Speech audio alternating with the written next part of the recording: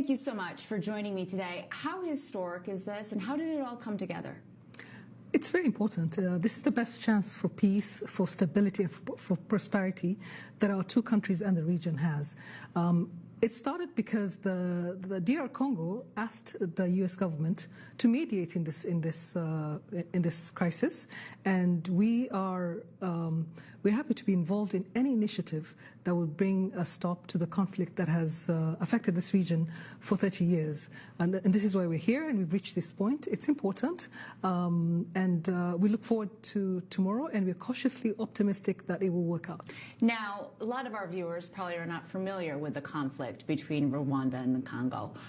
How long has it been going on? Why hasn't it been solved by now? What's at root of the conflict, and how did President Trump see some sort of resolution? You said it's been about 30 years of conflict.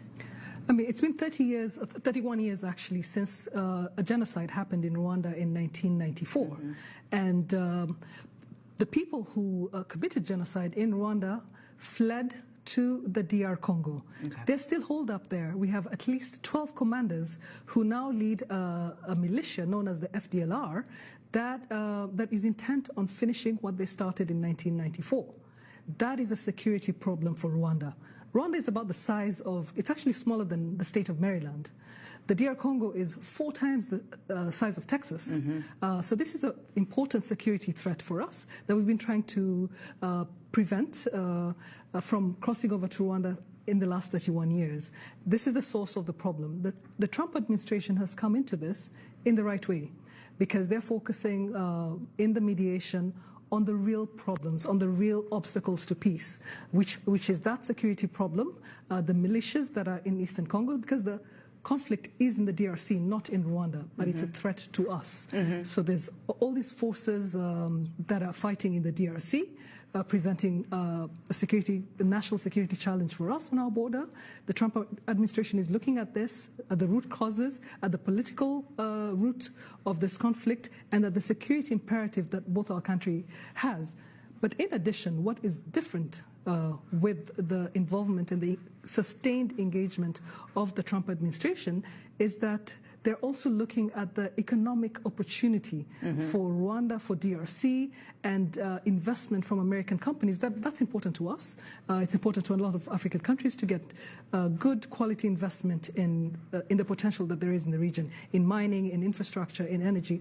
But we need peace and security first. Well, that is a tactic that he's also deploying in the Middle East to solve conflicts there, an economic incentive as well. So what exactly will be signed or agreed upon tomorrow at the White House? So tomorrow we will sign the Washington Accords between Rwanda and the DRC, and President Trump will witness that. It's the culmination of steps that we've been taking since we signed that preliminary agreement at the end of June. It's a really important step. It signals that the U.S. government continues to be engaged in this in the right way, and that they're keeping an eye on this, which is really important, and we hope they continue to keep engaged and accompany this process to the end. Since the initial agreement came together in June, from June until we're now in the month of December, how have things been going between the two countries? Some things have improved, but there's still a lot of work to be done. There's still ceasefire violations ongoing. These have to stop. There's and the DRC government has to do what they have promised to do. Mm-hmm. Dealing with this group that committed genocide in Rwanda, and then we will be able to relax our defensive measures that are on our border. Well, thank you so much for joining me today. We appreciate your insight, and this is a historic deal for the president as well as Rwanda and the two countries in Africa. So we really do appreciate it. Thank you. All right.